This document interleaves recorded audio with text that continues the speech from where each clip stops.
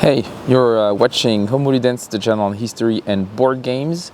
And today I'm here for a bit of a unusual video. There are no scripts, so sorry for the rambling. Just to share one bad news and two kind of good news about the channel and something that you might be interested in, which is a preview of Pax Penning.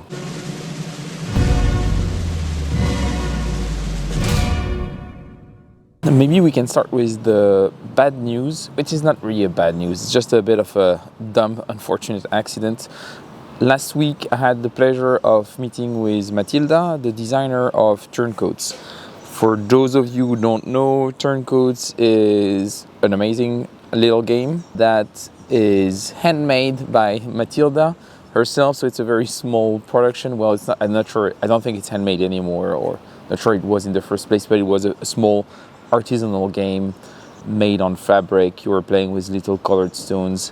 Great design, a bit like a very abstracted version of The King is Dead with its own specificities. Really something that is a quite unique piece of gaming that I like a lot.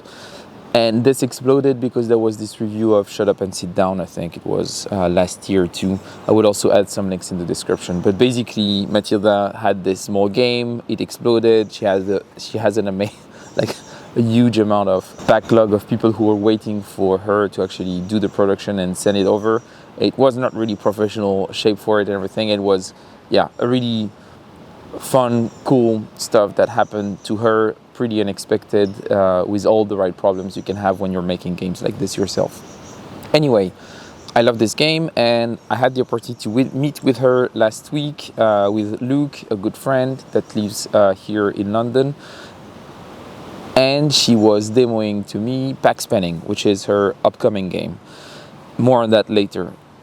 The issue is that I messed up when we met. I was supposed to record a short interview and the preview of Pax Penning, but I forgot the memory card for my camera, and I tried to record with my smartphone. It was a mess, and I didn't get any of the sound with my footage. So the reason I'm doing this video is actually for this footage not to go to waste. So while I speak, you can see some of the images of Matilda and her game that looks completely amazing, but unfortunately without any sound. So I will talk a little bit about the game. The game Pax Penning is also very abstract in the same ways that Turncoats was really abstract, but has a lot more historical flavor, I would say. It's set in the Viking era, and you're all playing like figures of a small town that is kind of basically becoming a bit more modern in its approach to trade and things like this, and you're fighting over influence while the king is trying to create a state, and you can be either supportive of his efforts or not. And at its core, it is a very streamlined PAX game in an interesting way, in the sense that, you don't have event cards or anything, but it does retain the same mechanic of the market. It does retain the same mechanic of the tableau, but approached in very different ways. So it is really interesting in that sense that it does feel like a PAX game. If you've played Pax Porfiriana, if you played Pax Pamir, you do recognize the PAX series here, but stripped out of a lot of its core components, but stripped down to its basic bones, you could say. So that was actually quite interesting. I liked it a lot. It felt like a PAX game that would have been designed by Vikings 1,000 years ago, which was really, really cool. There's one cool thing about this game, and something very smart that Matilda does, is that she introduces a mechanic that is not well loved in board game design, and that's roll and move. So roll and move is probably one of the oldest mechanic in board gaming. The idea that you're going to roll a dice, and based on that number you're going to move a piece, a certain number of units. So the royal game of Ur is a roll and move. Its descendant backgammon is also a roll and move. And it's really interesting that she decided to introduce this, because her point of view, and I agree with her, is that roll and move is disliked because it has been represented in games like Monopoly, for example, as something that is boring, lazy, and doesn't give you any option. But it is actually a misconception. Roll and move can be an amazing mechanic, and if it's been maybe the first mechanic ever, it's probably for good reasons, is that you can do interesting things with it as long as you include decision making in it. And it's in her game, and it works extremely well with the pack system. It does introduce something interesting around not really area control, but actually player positioning, creating income or resources for other things. It all works really well together, and I'm kind of in love with that design. I think it's super interesting, and since I played last week, I just want to play it again. So I think that's probably a good sign. So anyway, this is me just rambling about this game and you not hearing Matilda talking about it, which is a bit dumb, but I have some footage, so I hope that you'll enjoy that. The first good news is, well, I'll have the opportunity to meet with Matilda again next month in August. So what we're going to do is, when I'll meet with her again, is the plan is to actually record 2 videos. I will make a proper preview of Pax Penning where Matilda will explain the rules. We'll have some nice shots of the components and maybe a round of playthrough so you can see how the game plays, and you can really start getting excited about it, which is pretty cool. And the second thing that we'll do is record an interview of Matilda where we'll talk a bit more about her experience as a designer and focus a lot about what happened since that shut up and sit down video that made her first design explode, and how she's working on this and what's the future for her as a game designer. So that should be pretty fun. So that's the first good news. The other good news, and why this is connected, is that when I met with Luke and Matilda last week, they actually had a small box of a game that is still a prototype today, called Hellraisers. And it is a game that I have an emotional involvement in, because this game was one of the games that came out of the second ConSim Game Jam. So their game is not signed yet. They're in discussions with a couple of publishers, and I'm pretty looking forward to see what's going to happen, but I'm quite confident that it's going to be signed at some point, which would be interesting because it would be the second game of the second edition of the ConSim Game Jam that is going to be signed, because Maurice Suckling's game about the 1905 Russo-Japanese peace treaty has been signed by Fourth Circle. So congrats, Maurice. That's your second game coming out of a ConSim Game Jam that gets signed, so that's really cool. I'm really happy for you. It's a great design. Happy to see it in its final form, and Fourth Circle signing it is awesome because what they do with the games is amazing.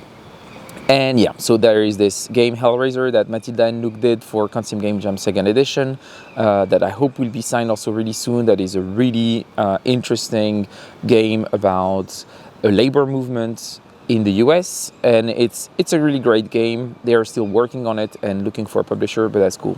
The reason I'm talking to you about this is that there are a lot of discussions around, is there going to be a 3rd edition of the ConSim Game Jam and all this. And I think I'm going to walk what I speak. It might be weird, but we're going to try. You know what? I'm trying stuff. And so regarding the ConSim Game Jam, that's something that I wanted to discuss for a while, is that we've had 2 editions. If you know, well, if you've noticed, well, if you don't know, actually, maybe we should talk about what the ConSim Game Jam is. It's a game design event where participants from all around the world are gonna spend 3 days together, and we'll have at the end of this 3 days to come up with a prototype of a historical conflict simulation game on any topic. And when we talk about conflict simulation, we're really open to any kind of conflict. It can be economical, it can be political, it can be military, it doesn't really matter. We're not really in that whole what is a war game kind of discussion, because it doesn't really matter. But that's basically the idea. The first edition the theme was Recycle a Con game. Quite a few games got signed out of this. You've got the one on the French resistance by Dan Bullock, Joe Schmidt, And the third person, I don't remember the name, I'm really sorry about that. Vijay Nagara also got signed by GMT, so you had quite a few things. And Rebellion Britannia by Maurice Suckling, which is not exactly the project that was released during the ConSim Game Jam, but an iteration of it that also became its own thing in the P500. Anyway, that was the first edition. Then we did the second edition a couple of years later. I needed a couple of years because I had some health problems, and it made it hard for me to actually organize a second event like this. And the second one was to make a card-driven card game. So basically a CDG only using cards. Also a lot of great submissions. It was a great event, really fun. And as I said, one of those games that came out of it was Matilda's game. And we're thinking about doing a third edition. The problem with making the ConSim Game Jam is that for, well, anyone who's worked with me or taken part in one of those events will tell you that I am pretty awful at organizing events. It's not my thing. It's hard for me to organize just my own schedule. So organizing a whole event is like a challenge that is beyond what I can do. It is not, I'm just not the right person for that. I'm really proud of having invented that event with Sean O'Keefe and Joe Dewhurst. It was great to do that first edition together. I think it really is something that we cared about and we thought mattered, and it was something that I still want to see exist, but I don't think I'm the right person to drive that. I still want to have an involvement in it because I think it's something that really matters a lot for me. It's like my baby, you could say, but I cannot be the one driving it, I think, or at least not alone. So what we're doing right now is discussing with a few people to try and figure out how we're gonna do that in the future. But the plan is that we should have a ConSim Game Jam Edition 3 coming later this year. So that's the second good news. And I will share some updates about this on Twitter. So follow me at Fred Serval. Well, if Twitter still exists in a couple of weeks, but we'll figure that out. And if it doesn't, well, I'll probably share there how you can follow me somewhere else. But I'll keep you posted. I'm working with really nice people that I trust a lot and that are a lot more competent than me to actually make this happen. And I hope that we'll share some good news about this in the future. If you've already participated in the ConSim Game Jam and was a bit frustrated by my inability to organize the thing and make sure that I don't know, sometimes it can be a bit frustrating about some of the aspects because like it's all people working on their free time and it's never really perfect. Well, what I can tell you is that we'll make sure that for this edition 3, it will be a lot better. It would probably be not perfect, but it would be better. So that's pretty much it. That's all I had to say. Pretty exciting stuff ahead. Really looking forward to spending some more time with Matilda again.